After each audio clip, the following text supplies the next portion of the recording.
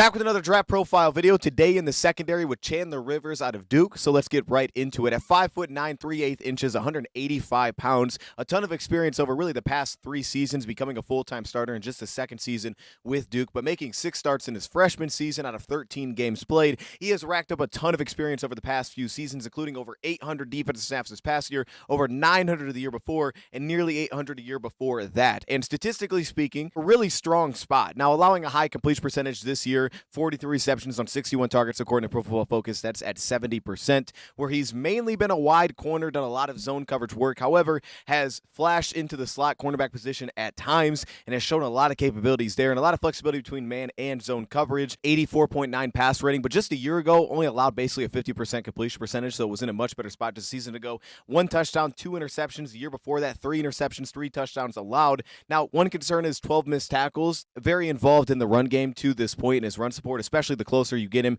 to the line of scrimmage. You'll see the same thing as a blitzer as well. So with that being said, let's jump into where Chandler Rivers can fit in the NFL and what I think he brings to the table right now. We'll start with that pass defense first. Again, an undersized cornerback that plays out wide, but I'll just say it. I think he's going to translate to a slot, and I think he's going to be a really strong slot in the NFL. I think that's where he's going to be at his best, and I think that's where he's at his best right now. The closer to the line of scrimmage, putting him in that slot assignment, I think that's where he looks at his best. He looks his most poised. I think he plays faster there, and his run support tends to get a lot better. He feels a lot more aggressive from those spots. Some of those wide coverage assignments. In cover 3, I do like his eye balance. I do tend to really like the vision that he plays with in zone coverage, and I actually think it tends to be a little bit stronger from the wide cornerback alignment. I think when you put him in slot, his eye balance tends to really read through the quarterback, and there's times where it feels like he gets himself caught a bit in no man's land, but as a wide corner, he does a really nice job bouncing between the number 1 and number 2 receiver. We saw him get an interception off of that so far this season. I believe that was against Virginia. I think he needs to communicate a bit better as he's working with the safety. He does a great job of leaning into his support and playing off support and playing off that middle field safety in cover 3 assignments.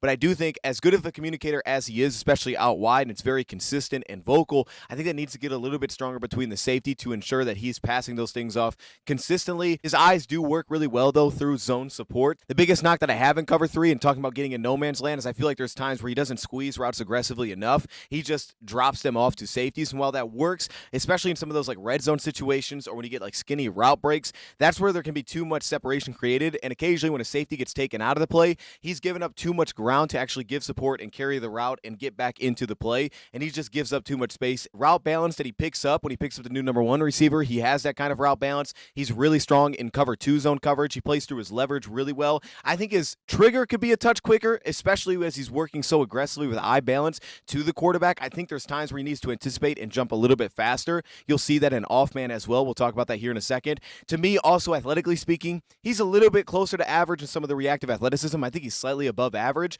The big problem here is that he's not overly twitchy to me when he's working top down in coverage. He's much more balanced and low and squatty, which allows those transitions to be a little bit more fluid and balanced, but he's not overly twitchy from plant and drive situations. I do think he's a great communicator when working underneath, working some of those cover 2 assignments, working to recognize under routes. He has adequate half turn speed when you talk about bailing in some of those cover 3 assignments. The biggest thing there is that he does have some real explosion when you talk about getting out and transitioning. That's nearly a good grade for me at this point. He explodes out of those looks, creates immediate ground, immediate depth, and he can hold some of those assignments really long before having to open up and turn and run. Number 4, you tend to see some of the experience and you see some of the willingness to kind of step out of assignments and really read through quarterback's eyes and tend to give backside support. He does this as well in blitzing situations. The problem is, again, he tends to get his eye balance a little bit too heavily to the quarterback, and you'll see this in off man when he starts to lose leverage because he's really reading through the quarterback and he starts to lose some responsibility for his receiver, and that's where that balance tends to give him a touch bit of problems. Ultimately, he has good pace when he's working some of his cover 3 spots. He sits low in a squatted position when he's squeezing cover 2 routes,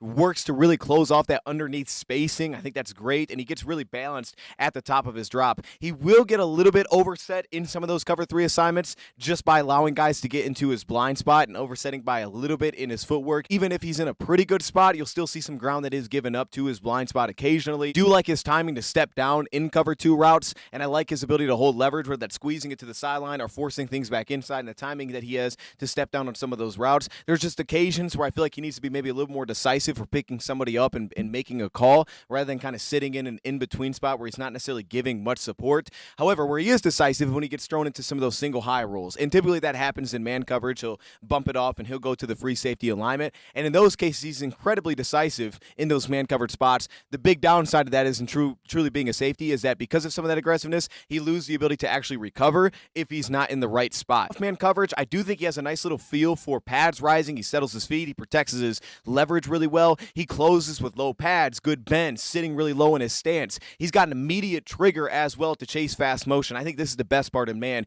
He does not let guys get away from him. There's an urgency to it in fast motion. He closes on those routes in man coverage. There's an urgency to get to his spot in single high coverage look. He doesn't have the easiest, to me, bend in terms of being able to plant and drive late and be incredibly flexible. I think it's capable. I think it's more so about him doing his work early rather than having the easiest bend and sink. His eye balance, to me, again, will lean a little bit overly aggressive. You'll see this in like cover zero spots, especially when he understands the situation and he gets a little bit overly aggressive. Typically, he does read through the receiver's core really well. He's able to leverage his hips to the same top of route contact balance. He does this really well. He plays really flat, really square to the line of scrimmage, so it's difficult to bump him off the top of routes and separate for him with like an out route where you can just separate with an offhand. He has great, I think, route strength specifically. His play strength is well above average at this point, could even be at a higher spot. And for a guy that's undersized, that's going to translate really well to, I think, transitioning to a slot role within the NFL. He is a bit over-aggressive at times where I don't think he always needs to. But again, he's not the loosest cornerback either, so I think sometimes that plays into it a touch.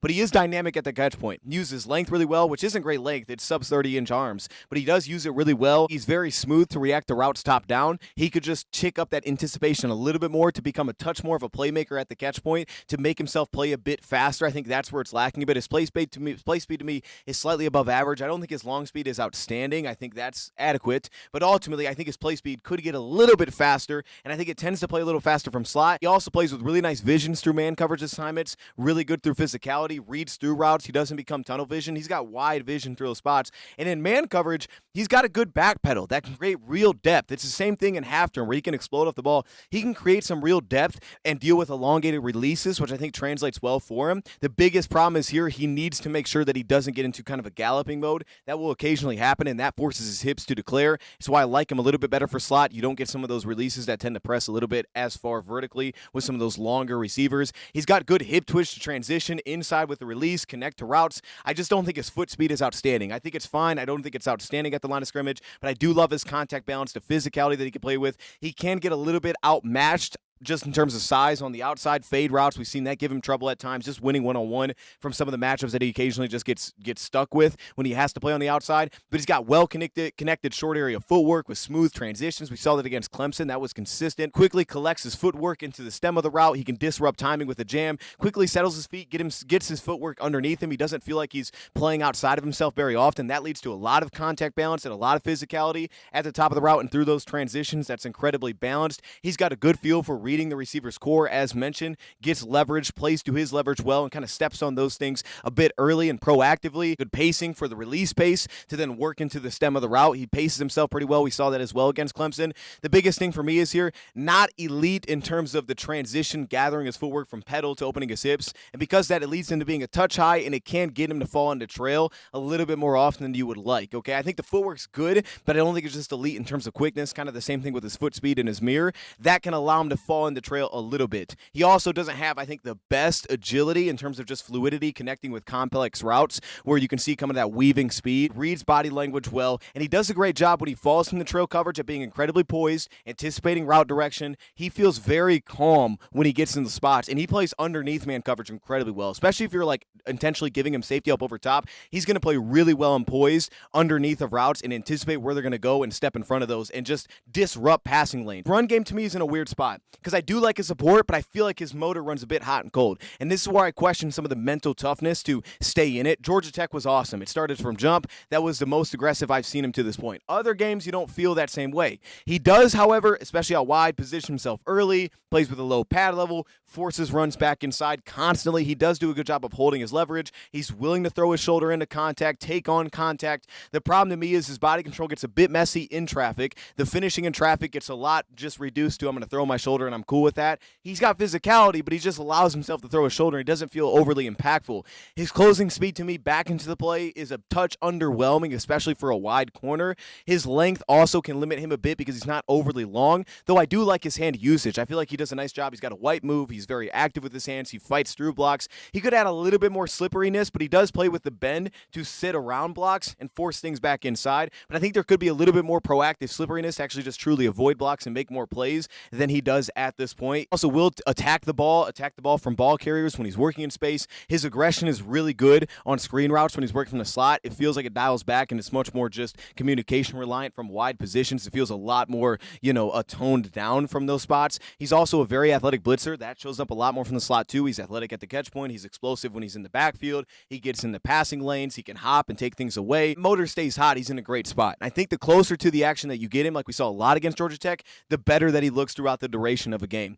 Right now, you can see my grades on the screen. I think he's good. Zone coverage, some of just the little things where you lose some discipline and he kind of falls out and he doesn't communicate the best, especially from slot. He'll kind of really read through quarterback's eyes and pull himself out of routes. That can be a problem, just giving up spacing in college that will not be allowed to be given up in the NFL because those will be window throws in the NFL. Off-man coverage in a good spot. If his anticipation was a little bit better, I think he'd be great here. His reactive athleticism holds him back a touch. His press man's also in a strong position as well. I just think there's some limitations out wide with certain matchups. That said, though, from the slot, I think that's where he's at his best. He transitions at a good enough level. From the slot, you can help eliminate some of the closing speed. He'll play a little bit faster. He's a very smart player, and also he has the play strength to last in the slot. And I think that you get him more in the mix there, and he's going to be more consistent in time with that run support. His special teams value could be fine. I don't know if that's going to be elite, but I think it could be fine. It could be a role for him at some point. And his ball skills lead to a lot of upside. That's the exciting trait, is how good he could be with the ball in the air. That's the thing that could make or break how good I think he could be at the next level. So for me, overall, Chandler Rivers gets a 5.75 grade. Feels like a maybe back-end day 2 type of pick.